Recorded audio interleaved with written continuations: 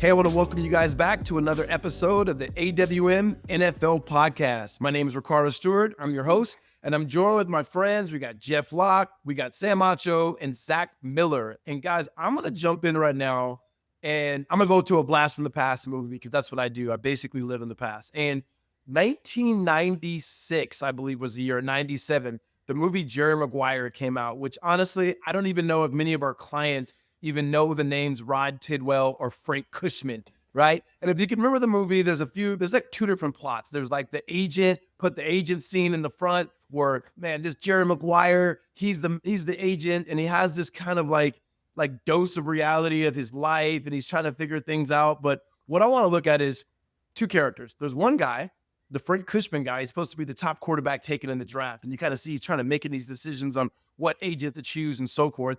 And then there's a current NFL guy, Rod Tidwell. And I think it's fitting with the timing is because Rod Tidwell had the famous line. There's kind of two famous lines in Jerry Maguire. One is romantic, and it's, you had me at hello or something like that. And the other one is way more the football one. And it's Rod Tidwell playing for the Arizona Cardinals. He's telling Jerry, I need more money from the Cardinals. I went to Arizona State, which, by the way, Zach, nice helmet in the background. And he goes, show me the money, show me the money. And that ultimately is what Jerry Maguire is about. Okay, I want to talk about today when it comes to NIL and this whole transfer portal when it comes to NCAA. Okay, we primarily work with NFL players, but these NFL players start somewhere, and they start in college. And we know the NIL has been around. I mean, my last year of coaching college football was 2021, and that's when the NIL started, and players start getting money. And then now you can transfer, and you don't have to sit out anymore. And there's a lot of things that are happening. I talk to parents. We all talk to parents. We talk to athletes. And they all they have questions about, when do I get in the portal? Do I get in the portal? How much money is enough money? Should I go for the money? Do I make a football decision? There are a lot of questions that parents and athletes have to answer at 17 years old that many of us didn't have to answer until late in our 20s. And so I want to be able to take this episode to just kind of slow it down a little bit and hear from you guys as former NFL athletes, as former college athletes, as advisors, as men. Like, let's give some wisdom to these parents and these athletes. And so first, I'm going to start first with you, Sam. Like, what are some good reasons to enter in the transfer portal? It's a great question. I think one of the right reasons to enter the transfer portal is when there's a coaching change. And the reason I say that is this. Oftentimes, coaches are the ones recruiting you from when you were 15, 16, 17 years old, not just making you promises, but also building relationships. These are people who parents and trust to be able to take care of you as a football player, as a human being, and your growth. And so when these coaches leave, I think those are definite times to consider transferring. Maybe it's not following that coach to wherever that coach went. Oftentimes those coaches go to better opportunities. They may have different players. They may not be taking you. But also just to reconsider, okay, who's going to be the person who's going to be guiding my collegiate future? I think that's one good reason to think about transferring. Another good reason isn't necessarily when a coach leaves, but when a coach made a certain promise and for whatever reason hasn't been able to uphold that promise. And maybe it's not necessarily playing time, but you talk about the culture and how it's going to be and what are the expectations. And then all of a sudden they show up and it's something totally different. I'm not saying that it's hard. No, hard is good, right? Enjoy the struggle and enjoy the opportunity to overcome obstacles and enjoy hardship. That stuff is real. That stuff should be embraced. But sometimes it's when we're younger, we make decisions that maybe should have been different.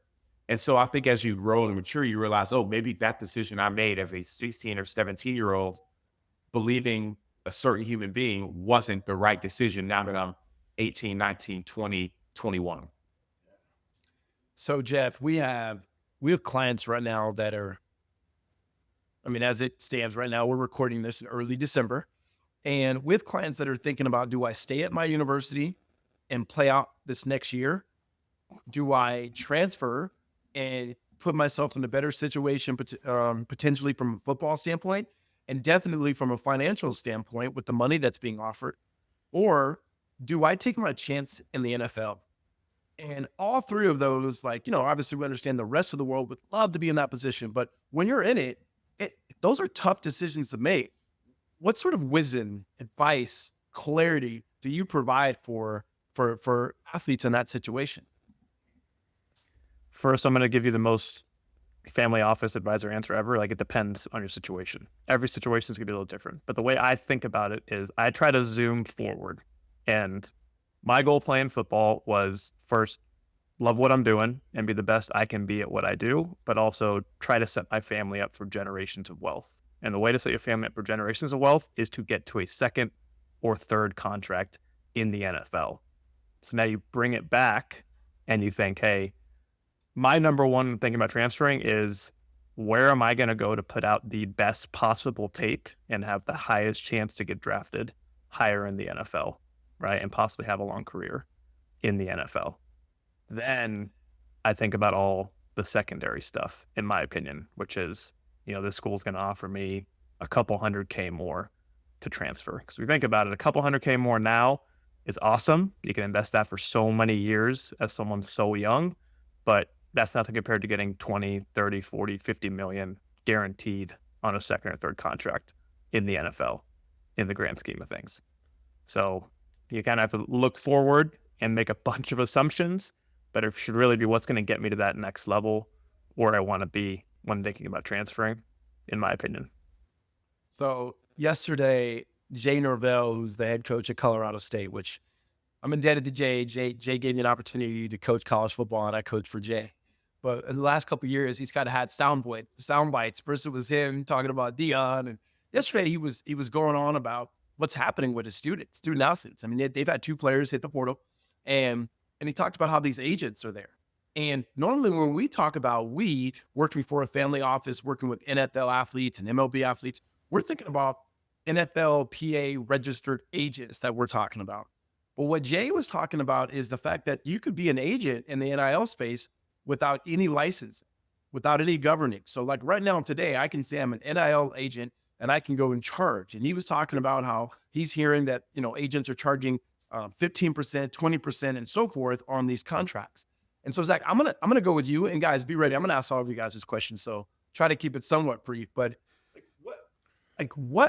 do I need representation? And if so, who should represent me? Because some players, we see their dads are doing it or their moms. Some players are hiring NFLPA agents to do it. Some people are hiring other agents. Some people are just listening to their coaches. And there's been some athletes who didn't get the money they felt like was promised and so forth. So Zach, how do I choose, and should I choose representation?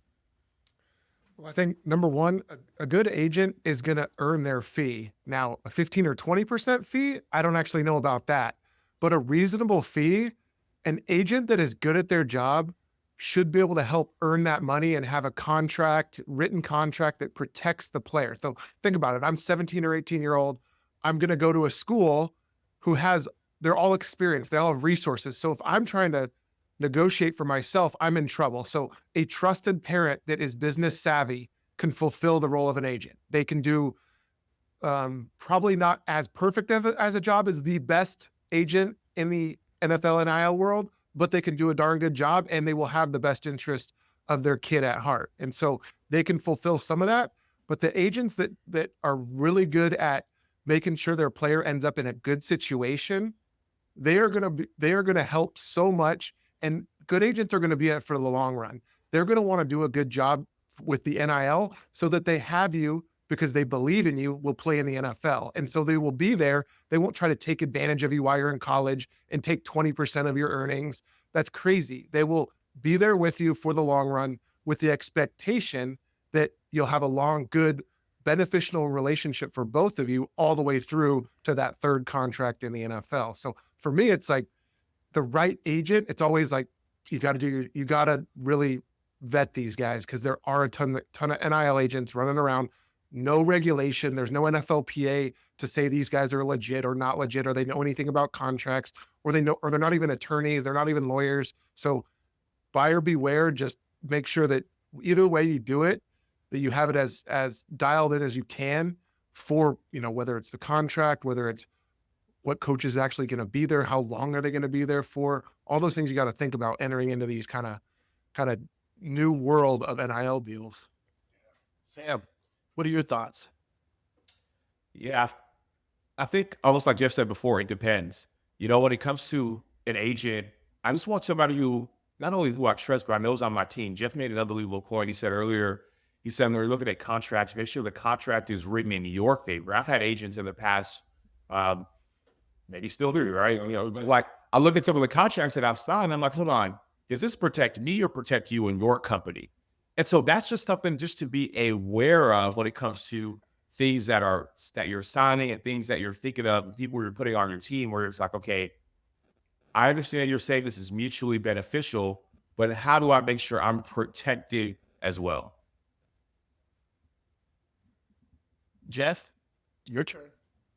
Yeah, it's a tough one. I think two things to keep in mind, and kind of piggybacking up what Zach and Sam both said. One is that your NIL marketing agent, it's completely separate from your NFLPA NFL agent, even though your NFLPA agency might have an NIL marketing division, right? You don't have to use the same NIL marketing person that you use as an agent when it comes to the NFL contract. Those are two totally different things.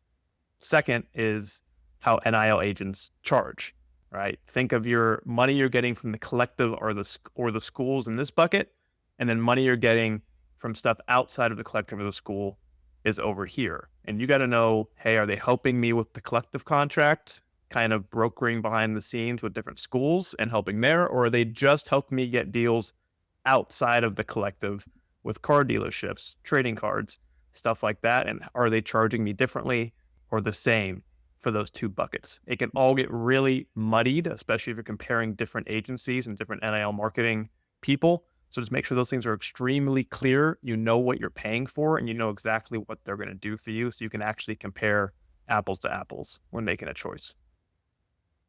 I think that's good wisdom, guys. And so parents, I know you guys are listening to this, and athletes are listening to it. Coaches are. What I would just say to close with coaches, understand you guys are doing as best as you can to recruit these guys, and you're relying on the collective. For now, we know this upcoming summer, there's going to be the revenue share, and that's going to be a whole nother conversation we'll have. But also to the parents, understand, coaches have to understand parents don't always trust everybody, including the coach. And so finding somebody who's trusted to be able to speak on their behalf.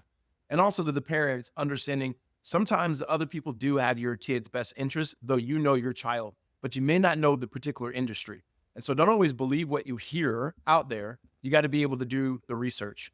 And to the athlete, keep the main thing. Be a baller, be a pro, do your job, create the necessary value. And there will be a lot of people around you. Have some discernment to choose who's truly in your corner, but more than anything, play the game you love at the fullest. Any questions you guys have, you can always reach out to us. In fact, the number is going to be on the screen. It's 602-989-5022.